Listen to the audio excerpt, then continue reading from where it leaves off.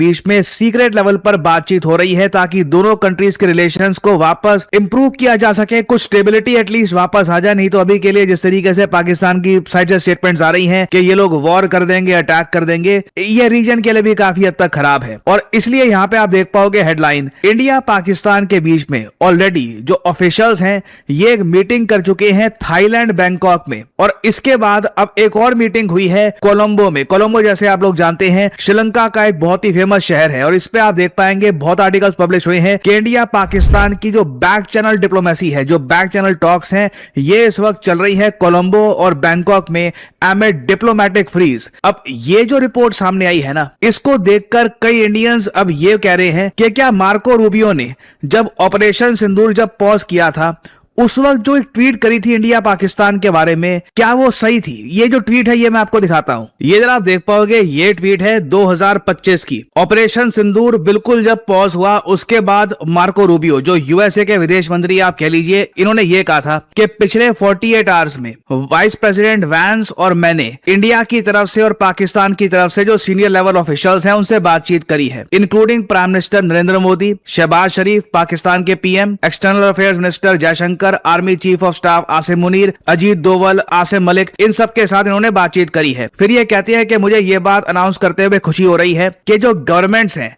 भारत और पाकिस्तान की, इन्होंने एग्री कर दिया है कि इमीडिएटली सीजफायर होगा और बातचीत की जाएगी इंडिया पाकिस्तान के बीच में न्यूट्रल साइड पर। अब ये न्यूट्रल साइड मतलब कोई एक ऐसा देश जो किसी भी देश का पक्ष ना लेता हो। फॉर एग्जांपल ऑब्वियसली यहाँ पे हम चाइना या फिर टर्की में बातचीत तो नहीं करने वाले। और फिर फाइनली आप देख पाओगे, we commend prime minister Modi and Sharif on their wisdom, prudence, statesmanship in choosing the path of peace. उस वक्त भारत सरकार ने ये जो सारी स्टेटमेंट है ना मार्को रूबियो की, इसको रिजेक्ट कर दिया था कि कोई बातचीत नहीं होने वाली, कोई न्यूट्रल साइड पर बातचीत हम नहीं करेंगे। तब से लेकर अब तक अगर हम देखें तो 1 साल 1 महीने का टाइम हो चुका है। 13 महीने बाद हम देखते हैं कि फाइनली ये रिपोर्ट्स आनी स्टार्ट हो जाती है कि इंडिया पाकिस्तान के बीच में बैक चैनल टॉक्स हो रही है न्यूट्रल साइड पर। क्योंकि बैंकॉक आप अगर देखें, थाईलैंड इंडिया पाकिस्तान के केस में एक काफी न्यूट्रल कंट्री है। सिमिलरली आप अगर श्रीलंका को भी देखें, ना श्रीलंका प्रो इंडिया है ना प्रो पाकिस्तान है, वो भी एक न्यूट्रल साइड है। तो क्वेश्चन यहां पर यह आता है कि जो मार्को रूबियो ने 13 महीने पहले बात जो कही थी, क्या उसी अंडरस्टैंडिंग के हिसाब से इंडिया पाकिस्तान ने बातचीत करनी शुरू कर दी है?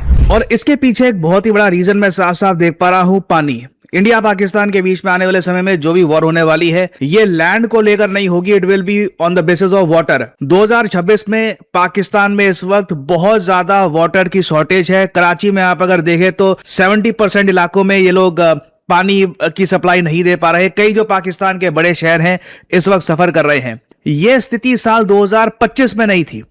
यहां पे आप देख पाएंगे आर्टिकल, पाकिस्तान एक्चुअली ये एंटिसिपेट कर रहा था कि सिंस भारत ने इंडस वाटर ट्रीटी को अब अबेयंस में डाल दिया है, वो ट्रीटी तो अभी बस ठंडे बक्से में है, तो पाकिस्तान मान के चल रहा था कि अब साल 2025 में तो बहुत ज्यादा वाटर की शॉर्टेज होने वाली है, पानी होगा नहीं, हम कैसे सर्वाइव करेंगे। फिर अचानक से क्या होता है, बहुत ज्यादा बारिश होनी स्टार्ट हो जाती है और फ्लड्स की वजह से कई जगह पाकिस्तान में नुकसान भी होता है और कई जगह इनका एग्रीकल्चरल एरिया बच भी जाता है। यह हुआ था साल 2025 में। और आज के समय जो आप देख रहे हैं, पाकिस्तान के जो रक्षा मंत्री हैं जो स्टेटमेंट दे रहे हैं कि हम लोग इंडिया पे अटैक कर देंगे, ये प्रीएम्प्टिव अटैक कर सकते हैं इंडिया पर, आसिम मुनीर की तरफ से भी इस टाइप की स्टेटमेंट्स आई हैं।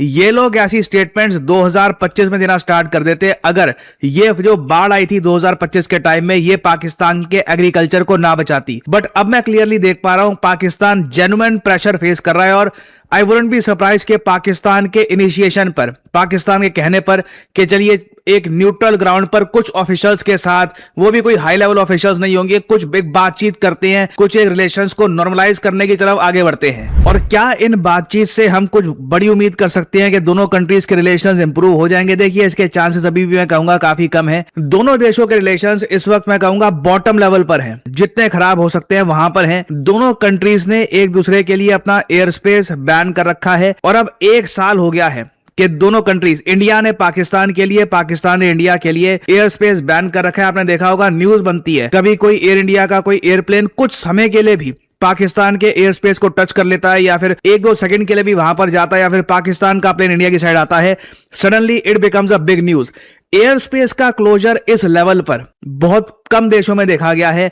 और अगेन इंडिया और पाकिस्तान ज्योग्राफिकली भी आप अगर देखें तो बहुत इंपॉर्टेंट पोजीशंस में है। पाकिस्तान साइज में काफी छोटा है, बट अगर इंडिया को यूरोप की तरफ जाना है तो काफी बार पाकिस्तान के ऊपर से अगर फ्लाइट जाती है तो काफी कन्वीनियंट रहता है। तो आप सोच कर देखिए, 1 साल से ऊपर हो चुका है, दोनों देशों ने एयर स्पेस एक दूसरे के लिए बंद कर रखा है। उसके अलावा आप अगर देखो कोई ट्रेड नहीं है इंडिया पाकिस्तान के बीच में, कोई ऑफिशियल लेवल पर ट्रेड नहीं है। हाँ, थर्ड पार्टी कंट्रीज से मेरे हिसाब से ट्रेड अभी भी काफी हद तक हो रहा है कि इंडिया का सामान पहले यूएई में गया, यूएई से पाकिस्तान में गया। प्राइमरली इंडिया का सामान ही थोड़ा बहुत जो परचेज किया जाता है पाकिस्तान में, उसी का थोड़ा एक थर्ड पार्टी ट्रेड हो रहा है। बाकी कोई हाई कमिश्नर नहीं है पाकिस्तान का भारत में, कोई भारत का हाई कमिश्नर नहीं है पाकिस्तान में। रिलेशंस बिल्कुल आप कह सकते हैं अपने बॉटम लेवल पर है। तो ऐसे टाइम में ये रिपोर्ट्स आना कि न्यूट्रल लेवल पर इंडिया पाकिस्तान के बीच में बातचीत हो रही है, दिस इज वेरी सिग्निफिकेंट। और स्पेशली एक ऐसे टाइम में भी जब हम देख रहे हैं कि पाकिस्तान ऑक्यूपाइड कश्मीर में पाकिस्तान की फोर्सेस जो अनआर्म्ड सिविलियंस हैं, निहत्थे सिविलियंस हैं, उन पे अत्याचार कर रही है। इस पे आप देखोगे भारत ने कई स्टेटमेंट्स दी हैं।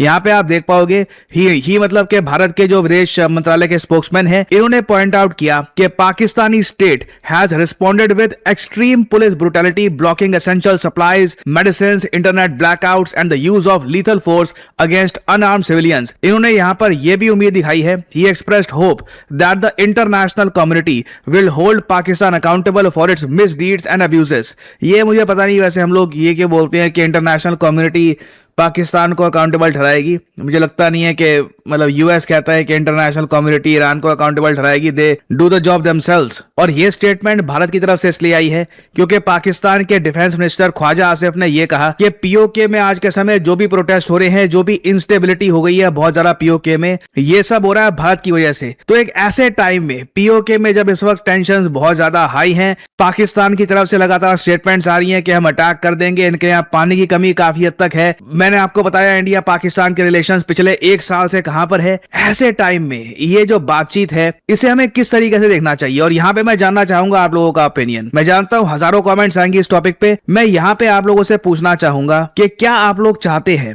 कि इंडिया पाकिस्तान के बीच में एक बैक चैनल डिप्लोमेसी बनी रहे? इसके बारे में शेयर करिएगा अपने थॉट्स। मैं जेन्युइनली जानना चाहूंगा यहां पे आपका क्या ओपिनियन है कि इंडिया